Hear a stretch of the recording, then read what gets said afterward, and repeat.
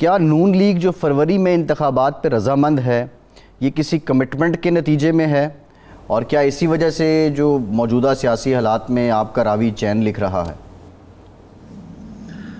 जी फैसल साहब, जो शाह साहब ने बातें की हैं, मेरा ख्याल है कि बड़ा अच्छा उन्होंने तर्जिया पेश किया है जो मौजूदा हालात हैं। लेकिन बाकी जो बातें आप कह रहे हैं कि कुछ ANP के सेनेटर साहब की बात आपने उनके कोई ये जो बयान है सुनाया, और दूसरा जो पीपल्स पार्टी की कुछ या दूसरी कुछ जमातें बात कर रही हैं, तो मैं इसको इस नज़र से आप देखें कि इलेक्शन की आमद है और पॉलिटिकल पार्टीज़ हैं, उन्होंने सब ने इलेक्शन लड़ना है, क्योंकि इस वक्त PTI जो है उसका जो वजूद है वो तितर बितर हुआ है, या वो इस तरह नहीं एग्जिस्ट कर रही जिस तरह के वो 9 मई से पहले थी। तो अब वो इतनी बड़ी थ्रेट, पॉलिटिकल थ्रेट नहीं रही पॉलिटिकल पार्टीज़ को। तो नेचुरली जो ये इत्तेहाद बना था, अलायंस की गवर्नमेंट थी उधर इत्तेहादियों की, वो PTI के ख़िलाफ़ सारे मिल के उसको हाउस किया हमने अदम एतमाद में, और उसमें जो कॉमन फैक्टर था यही था कि उससे जान छुड़ाई जाए और मुल्क को भी नुकसान पहुँचा रहा है। अब क्योंकि वो इतना बड़ा थ्रेट नहीं रहा, तो नेचुरली एक लॉ ऑफ नेचर है कि फिर वो चीज़ें जो इकट्ठी होती हैं एक ख़ास पॉइंट पे वो बिखरना शुरू होती हैं। और वो अभी इलेक्शन भी हैं, और इलेक्शन के मद्देनज़र रखते हुए अपने अपना पॉलिटिकल माइलेज के लिए स्टेटमेंटें और अपना एक स्टांस ले रहे हैं। हम राना साहब माज़रत के साथ, ये तो काबिल फ़हम बात है कि पार्टीज़ एक दूसरे के ख़िलाफ़ हों, लेकिन टारगेट नून लीग को किया जा रहा है। ज़रदारी साहब ने कहा आज कि मैंने तो 6 महीने पहले कहा था शहबाज शरीफ साहब से कि चीनी आप इंपोर्ट कर लें, उन्होंने मेरी बात नहीं मानी, उसकी वजह से ये बहरान आ रहा है। शाजिया मरी बोलें या कोई ताज हैदर साहब बोलें, वो नून लीग, ANP अगर बोलती है वो नून लीग के ख़िलाफ़, मैंगल साहब बोलते हैं वो नून लीग के ख़िलाफ़। नून लीग को क्यों टारगेट किया जा रहा है? वो आपस में तो एक दूसरे के ख़िलाफ़ कोई बात नहीं करते।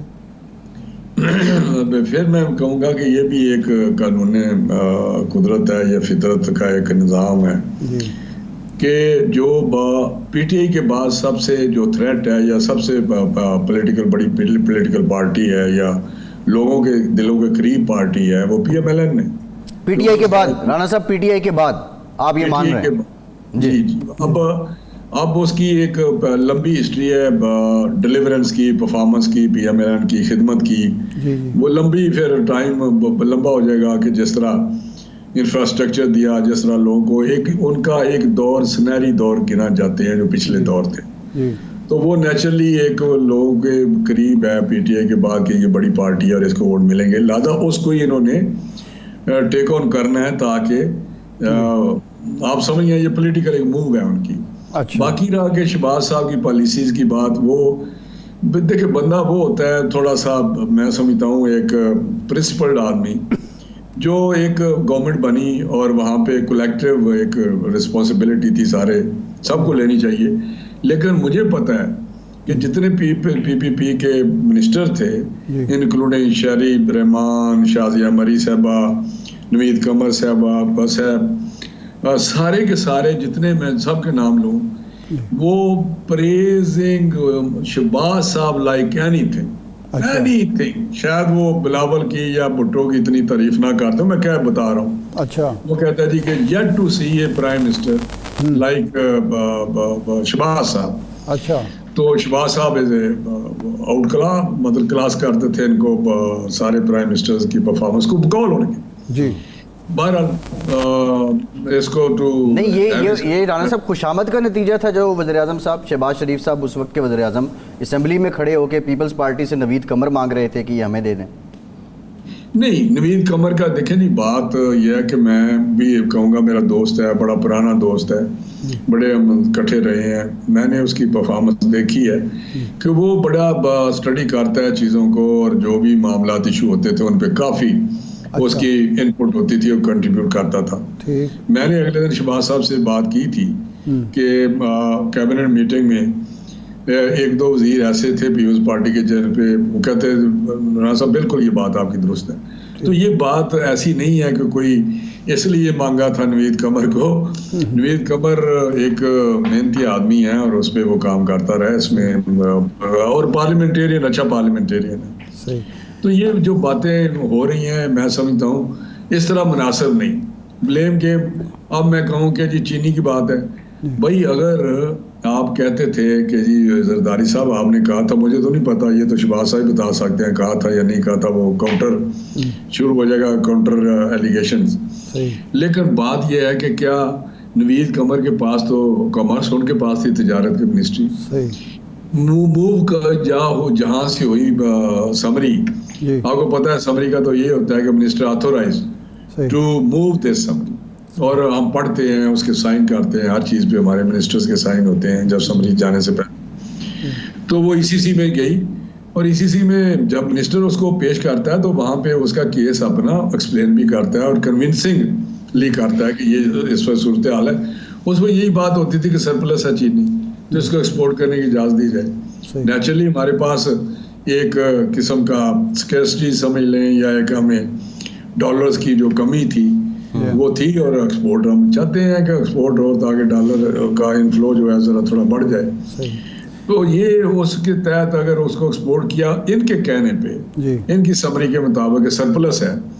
लेकिन आज भी मैं समझता हूँ अगर आज भी चीज़ों को असल में कोई चीज़ को उस गहराई से नहीं देखते। क्या वजह हुई जब डार साहब ने कहा कि जी हमने पटरी पर मुल्क को चढ़ा दिया है, IMF का स्टैंड बाई प्रोग्राम ले लिया है, डॉलर को मुस्तहकम कर दिया है, 14 अरब डॉलर के हमारे रिज़र्व हो गए हैं। जो ही हुकूमत आपकी ख़त्म होती है डॉलर बेकाबू हो जाता है, चीनी बेकाबू हो जाती है, बिजली बेकाबू हो जाती है, एक शोर मचता है, पूरी कौम, आप ख़ुद समझते हैं, हल्के के आदमी हैं कि वहाँ क्या सूरत हाल है, किस तरह के बिल आ रहे हैं। तो ये जो हुकूमत आई है ये उसकी नाअहली है या जो आपने कुछ रोका हुआ था कि अगली हुकूमत भुगतेगी उसका नतीजा है, उस पॉलिसी का नतीजा है?